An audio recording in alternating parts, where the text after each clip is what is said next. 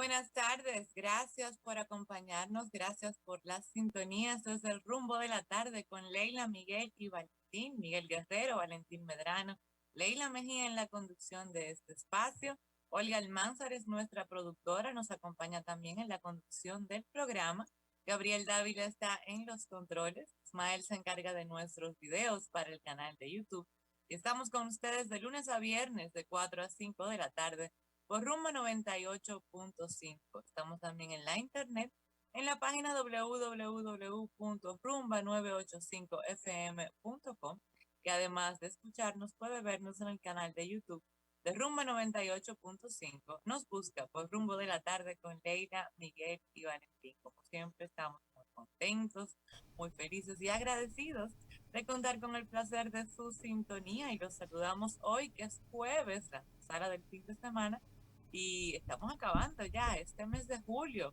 Hoy es jueves 29 de julio. Saludos compañeros, ¿cómo están en la tarde de hoy? Saludos, Yo estoy más, Leila. yo estoy más bien que ¿Están un loco. tímidos? Saludos. Saludos, estamos tímidos hoy. Habemos TSE, habemos TSE, Tribunal Superior Electoral. Saludos al pueblo dominicano que hoy recibe con beneplácito una noticia buena después de una noticia desagradable que seguirá conformando parte del diario acontecer del tratamiento obligado de los medios de comunicación, la muerte del caballo mayor, Johnny Ventura, pero en lo que el show business ha de continuar, tenemos una nueva conformación del Tribunal Superior Electoral. Bienvenido, don Miguel Guerrero, ícono del periodismo nacional. Bueno, buenas tardes a todos, a Leila, a Olga, a Valentín y a todos los amigos que nos siguen a partir de esta hora hasta las 5 de la tarde de lunes a viernes. Bueno, como dice Leila, hoy es el penúltimo día laboral de julio, porque nosotros afortunadamente no tenemos que venir los sábados, y mucho menos el domingo, pero bueno, ya el domingo es 1 de agosto, ¿no? No, sí, exactamente, Sí, el 1 de primero. agosto. El 2 de agosto se inicia un nuevo programa aquí, en la hora que nos antecede. Y a pesar de que hubo un acontecimiento luctuoso en el día de ayer, la muerte de Johnny Ventura, que acaparó la atención de todos los medios y las redes durante todo el día y gran parte del día de hoy también, la verdad es que la vida sigue y solo se necesita estar vivo para morir. Al final, al Parece final la vida sigue lógico. igual, ¿verdad? Al No, final la vida sigue igual. no, la vida y los que sobrevivimos temporalmente a la muerte tenemos que seguir viviendo porque nos quedan responsabilidades y nos quedan personas que atender y seguir queriendo. Y Esa es la como dice verdad. Valentín, ese acontecimiento que ocurrió ayer en la noche de la selección de los jueces del Tribunal Superior Electoral es algo sumamente importante porque, como he dicho en otras ocasiones, ese tribunal no solamente se ocupa de la materia electoral y de los partidos políticos, sino también que ese tribunal se ocupa de temas relativos al registro civil. Por consiguiente, tiene mucha importancia para el país. Además, pienso que en esta ocasión es una selección bastante eh, independiente, aunque estoy usando con mucha libertad la palabra, pero lo digo porque todas las fuerzas políticas del Consejo Nacional de la Magistratura votaron de forma unánime por estos 5 jueces. Ojo, las fuerzas políticas, porque no es que los 8 votaron de forma unánime por los 5, verán que 3 de los 5 fueron votados de forma unánime por los 8 y 2 de los 5 fueron votados por 6. Sin embargo, en el caso de los 5, todos fueron votados por las fuerzas políticas. Aquellos 2 que contaron con 6 votos de 8, los 2 votos que no fueron a favor fueron de la procuradora y del otro juez de la Suprema, que no es Luis Henry Molina. No de los Si el voto partidos, es secreto, no de ¿cómo los lo sabes? partidos. No, no Lo es sé secreto. Ah, no es porque secreto. No, el voto no es secreto. no es Pero no se secreto. televisó ni se hizo No, público. no, porque lo que sí es secreto son las deliberaciones. Las Bueno, deliberaciones son pero la secretas. votación se supo, se hizo Sí, pública. claro, la votación es pública. Sí, la votación se hizo pública, la pude ver posteriormente, pero Ah, además de bueno, eso, pudiste verla eh, bueno. sí, posteriormente, luego la pude ver, no ¿Y, la vi en vivo, no la pude quiénes Bueno, ver. quiénes fueron los jueces, Leila, que no recibieron la totalidad de los votos? Uno fue el magistrado Fernando Fernando Fernández Fernández Cruz, que fue eh, miembro del Consejo del Superior del Poder Poder Judicial, correctamente. juez penal que también pasó un periplo por el Tribunal Contencioso Administrativo, Y la otra creo que fue la mujer, Rosa, ¿cómo es el nombre? que es la única que yo no conozco. bueno, Sin yo, embargo, es la que más experiencia tiene Valentín en materia electoral, porque ella ha sido, desde la creación del Tribunal Superior Electoral, ha sido suplente del tribunal, Ok. con conocimientos vastos sobre la mira, materia. yo quería Y hacer una observación. en materia electoral tiene mucha experiencia y conocimiento, ella. Yo Ok. quiero hacer una observación y es que a mí siempre me ha resultado innecesario que en esos órganos del Estado haya suplentes y Estoy de suplentes acuerdo. que reciben por igual que los titulares una remuneración No, por el ahí no, cargo. ahí no. Ahí no. No, Eh, en la Junta sí. en la Junta. A mí me parece que está bien que cada vez que alguien esté inhabilitado o muera o renuncie, se coja un sustituto porque tienen que funcionar 5. Pero yo creo que eso de suplente no encaja. Igual pasa con la Junta Monetaria, que creo que reciben también remuneración. En la época en que yo fui miembro titular de la Junta Monetaria, había también suplentes, pero no a nadie, ni los titulares ni los suplentes recibían ni siquiera dieta por sesión. Lo que había era un opíparo almuerzo a las 12, que a muchos de nosotros nos dañó el estómago. O sea, usted no era remunerado como miembro de la... No, en esa época no se recibía ningún centavo. Simplemente había un opíparo almuerzo al mediodía, el día de la sesión, que eran los jueves. Un Al- opioide almuerzo. Sí, sí, claro. Esto se ligaba mucho y la flora intestinal se le dañó a mucha gente ahí como miembro de la Junta. Por dos razones, por la comida y por lo que allí se discutía. Usted me excusa, don Miguel, pero las personas que como usted prestaron un servicio al pueblo dominicano a través de las instituciones públicas de forma desinteresada, Dios mío, pero ¿cómo ha cambiado el mundo, eh?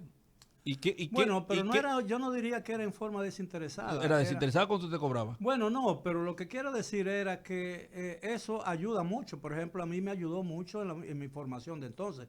Yo era muy joven. Estamos hablando en la época de Balaguer. Dígale a los miembros que ahora cobran 500,000 Bueno, si, está bien, si le ayuda en su formación.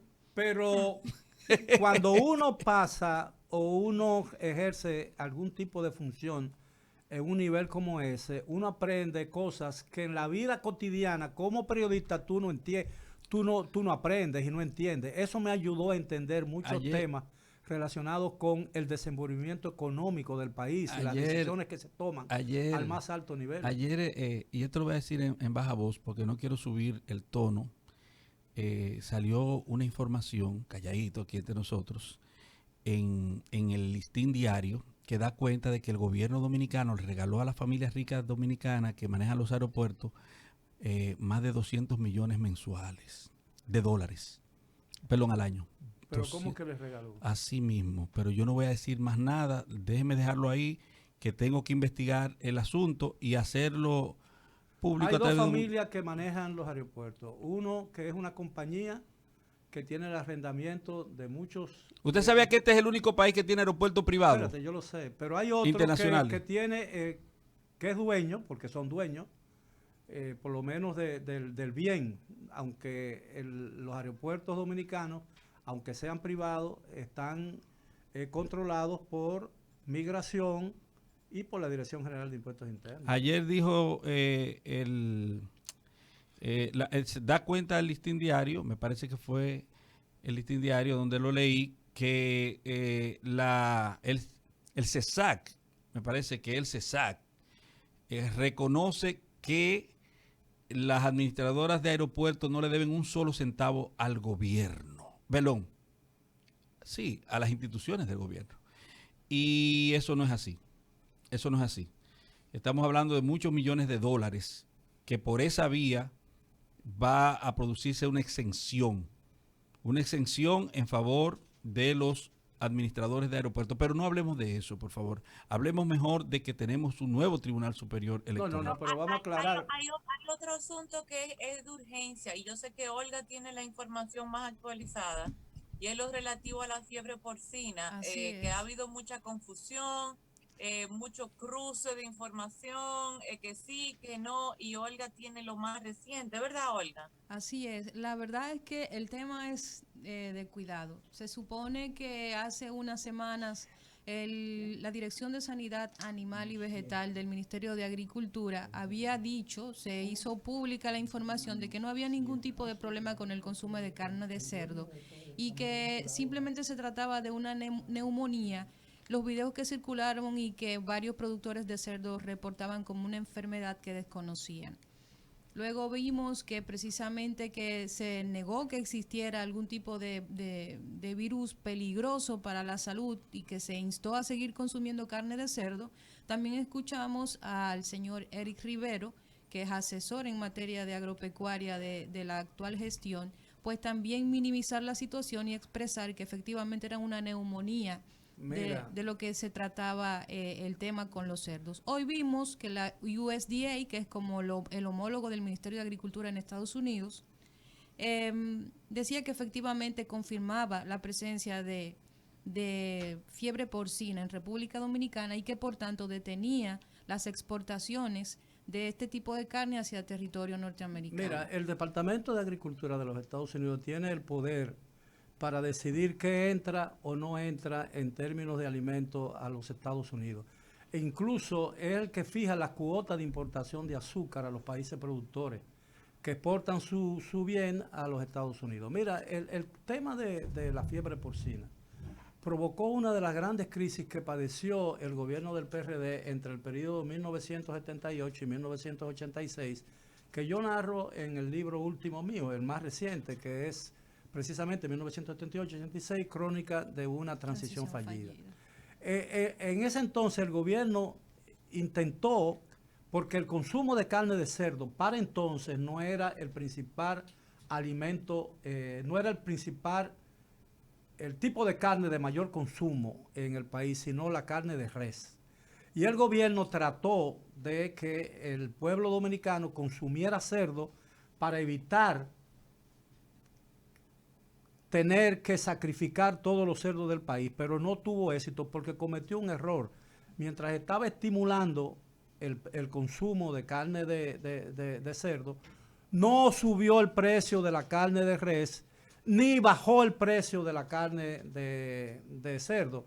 Y para ese entonces había lo que yo entiendo que es una maldición en una sociedad de libre mercado, que era control de precios por parte del Estado. Había una institución adscrita al Ministerio de Industria y Comercio, denominada Dirección General de Control de Precios, que era que mandaba inspectores todos los días a los supermercados y a los sitios de expendio de alimentos para ver si se alteraban los precios de los alimentos que se vendían o que se expendían en esos lugares. Fue una crisis que estremeció los cimientos de los gobiernos del PRD y que prácticamente desde 1980, 1979 hasta el 1986 estuvo gravitando sobre la estabilidad y el apoyo del público a ese gobierno. Yo lo que quiero saber... lo que yo quiero decir, perdona, es que el gobierno no debe descuidar el tema. Y estoy haciendo esta referencia histórica porque me temo que va a ocurrir lo que siempre ocurre en este país, que como es una denuncia que le hace daño al gobierno, o cree el gobierno que le hace daño, lo que hace es que la ignora y no toma ninguna decisión para subsanar o conjurar el problema, y entonces lo atribuye todo a una campaña maliciosa de la oposición contra el gobierno dominicano. No es una campaña, es una realidad. Y el gobierno tiene que atenderla y no puede descuidarse en esto porque está en juego la economía del país, en gran parte de la economía agropecuaria, y está en prueba también, en peligro, en riesgo, la adecuada alimentación y consumo de una carne que es vital para la alimentación del pueblo dominicano, porque aquí se dice que el cerdo es la alcancía de los pobres del campo dominicano. Ya después de este informe oficial de los Estados Unidos es imposible ignorarlo y yo estoy clara del impacto desde el punto de vista económico que esto tiene. Ahora, yo me pregunto, y sé que es una pregunta que está en la mente de muchos consumidores, y quizá, Olga, bueno, estoy segura, Olga, que tú me la puedes responder, en términos de consumo, o sea, para la salud del ser humano.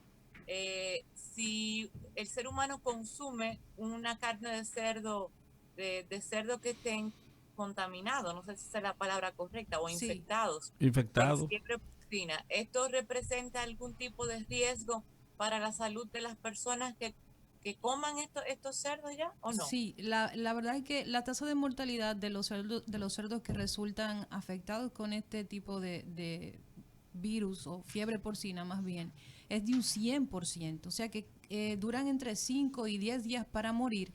Y como crean toxinas durante el proceso, si la gente ingiere, si las personas ingieren la carne de cerdo contaminada, pueden tener efectos en la salud de la persona. O sea que no se recomienda el consumo de esta carne una vez se confirma que está contaminada. Y como no sabemos si, como dice la nota que se sirvió, dice que es un pequeño brote, todavía no se ha establecido, asumo yo, un control, un protocolo para establecer dónde surgió y si se esparció.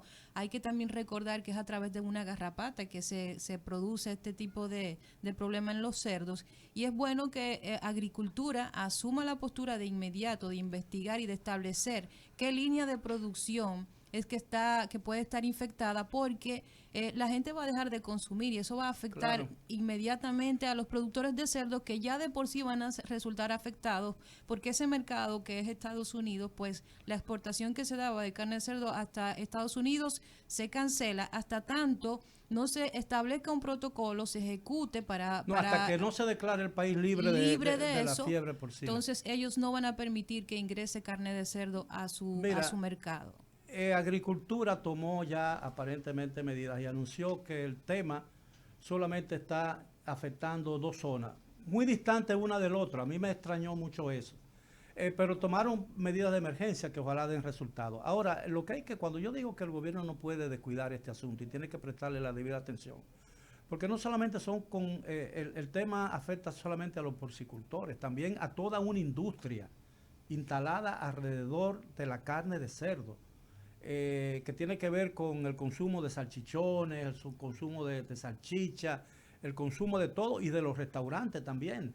Eso tiene una repercusión grandísima, por eso yo creo que el gobierno tiene que, primero que crear una zona de peligro, como aparentemente ya la han creado, descontaminar toda esa zona y tomar las medidas que sean necesarias.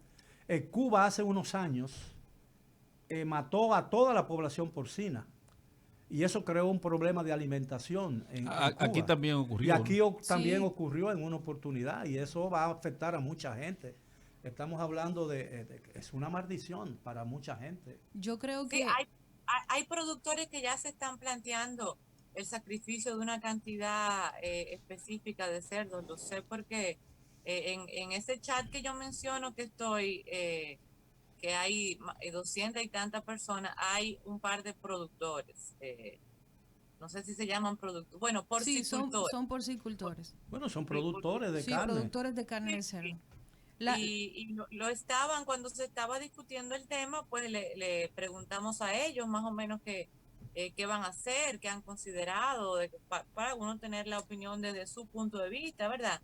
Y ya hay algunos de ellos que tienen identificada una cantidad particular de cerdos que van a sacrificar. Yo recuerdo que ya una decisión tomada. El rey fue el rey de Inglaterra que le dijo al expresidente Chávez... ¿por qué no te callas? ¿Por qué no te callas? ¿Verdad? No, el rey de España. El rey de España. Perdón, ¿dije Inglaterra? De rey de España. El rey de España. ¿Por qué no te callas? Leila, te quiero hacer una pregunta. No. Leila, ¿y cuándo tú vienes para acá? Cuando tenga niñera disponible en el ok, es el tema.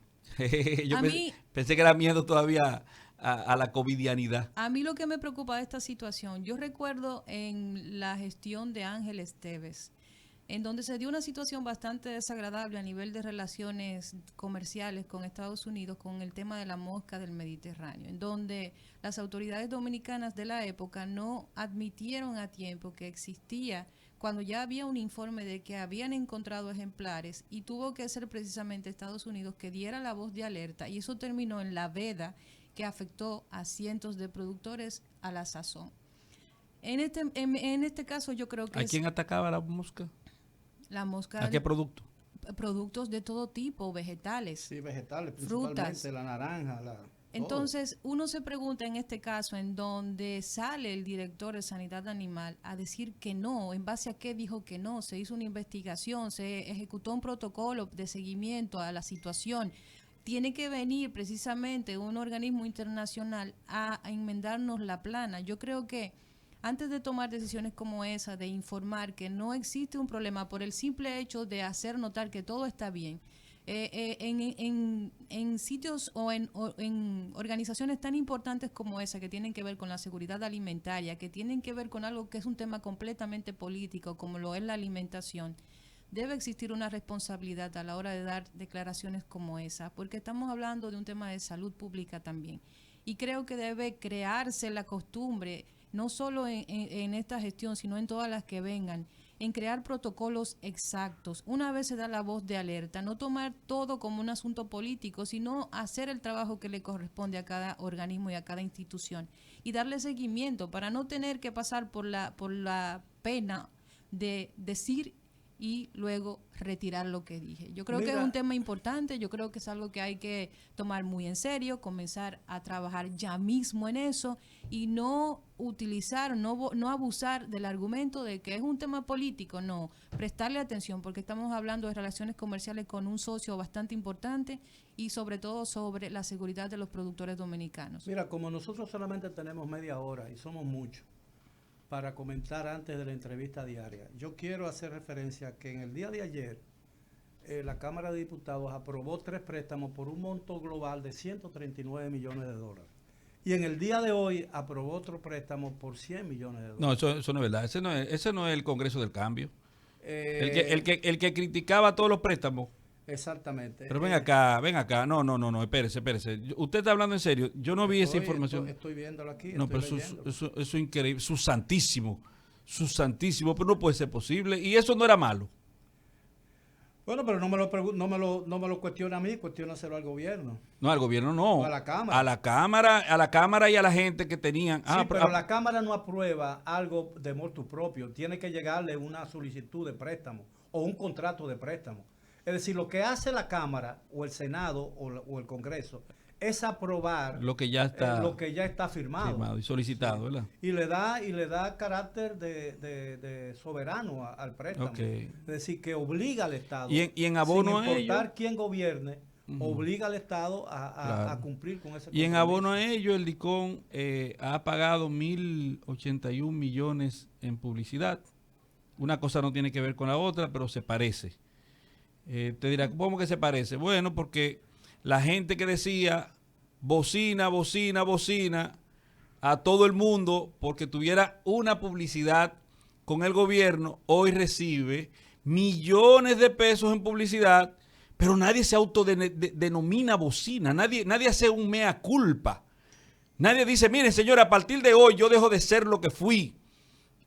Yo soy la negación de mí mismo. Soy una mentira. Sépalo el mundo que yo, que vivía hablando tanto disparate en los medios de comunicación y que le ve mi voz para decir y denunciar el bocinazgo en la República Dominicana, hoy me instituyen una bocina del bien. Mira, yo había dicho, y tú preguntaste dónde saqué la información, había dicho que hoy se aprobó otro préstamo por 100 millones de dólares. Lamento haberme equivocado. Hoy se aprobaron otros 2 préstamos por 200 millones de dólares. No por 100 y 100 cada uno. Aparentemente. La información dice cuál es el propósito, Miguel. Déjame leerlo. Oh, santo Dios. Dice aquí el periódico Hoy. Que viva la Pepa. Dice, la Cámara de Diputados aprobó este jueves otros 2 financiamientos que ascienden a 200 millones de dólares con los bancos interamericanos de desarrollo y el Banco Internacional de Reconstrucción y Fomento para la inversión en el Pacto por la Educación y la rehabilitación y ampliación del puerto de Manzanillo, cada proyecto recibirá la suma de $100 millones. Aparentemente el 4% del Producto Interno Bruto o su equivalente, si es mayor, el 16% del presupuesto nacional para la educación preuniversitaria no es suficiente. No, y no va a ser suficiente con los 62 mil millones de pesos que se gastaron ahora mismo para la educación virtual. Ahí hay un déficit eterno, ahí hay un hoyo, ¿cómo que se llama? Un hoyo negro. ¿Es que se le llama? Así es. Bueno, ahí hay un hoyo negro, insalvable, inllenable. Que hoy finaliza, por cierto. Que finaliza con una escolar, con una estela de desgracia para la República Dominicana, pero que siga la pepa, como decían, que siga la pepa. Vamos a seguir cogiendo prestado. Lo que ayer era malo, hoy no parece serlo tanto, y donde dije digo, hoy digo Diego. Pero estamos felices porque nos están dando circo. El pan escaseará, pero el circo está muy presente. Adelante, Leila Mejía. Yo no puedo decir mucho sobre esos temas, tú sabes, porque el experto en economía es Israel. Yo he oído a Israel decir, tú sabes más que Israel, hombre. No, en temas de economía no. Yo lo he escuchado a él decir, y Miguel sabe mucho de economía, él me podría don Miguel sabe quizás orientar más en esta parte. Yo he escuchado muchas veces a Israel decir que en situaciones de crisis como la que tenemos ahora, porque estamos en una crisis que ha sido consecuencia de varios factores, la pandemia quizás la principal, pero otros factores que tienen que ver con variables internacionales, que el endeudamiento es una de las herramientas a las cuales se acude en momentos de crisis. Yo he escuchado a Israel decir eso. Bueno, eso... Yo no sé por qué, porque yo no manejo esos temas. O sea, en la última... cada uno llega en cuanto a lo que uno sabe. A propósito de eso, en la última gran crisis internacional económica, entre 2008 y 2009, las recomendaciones del Banco Mundial y del Fondo Monetario Internacional para los países más afectados por la crisis era que consumieran, que gastaran mucho dinero, y para poder gastar mucho dinero había disponible en los mercados de capitales controlados por las naciones, es decir, por Naciones Unidas y por otros organismos internacionales, suficiente dinero para ayudarlo a salir del atolladero.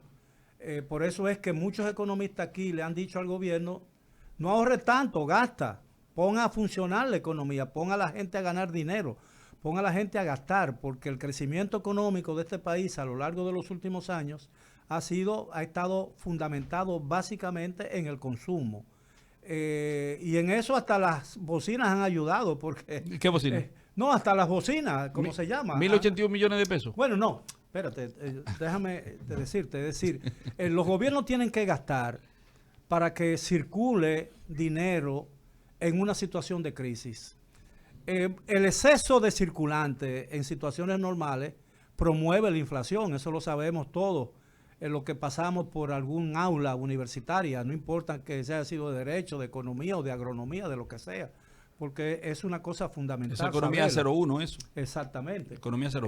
Pero en situaciones de crisis y de desempleo, el gobierno está cometiendo un error y se está echando tremendo lío arriba al no pagarle y compensar a los desvinculados que están pasando la de Caín. No, el Niágara en bicicleta. Y una vez se le dijo a Balaguer eso, que estamos pasando el Niágara en bicicleta. Y la respuesta de Balaguer esa bicicleta debe ser muy cara como para poder cruzar el Niágara en ella. Entonces, pero la situación es que muchas de las presiones que se están ejerciendo para el reclamo del 30% de los fondos de pensiones aminorarían o se reducirían si el gobierno compensara y le entregara a los desvinculados el dinero que legalmente le corresponde.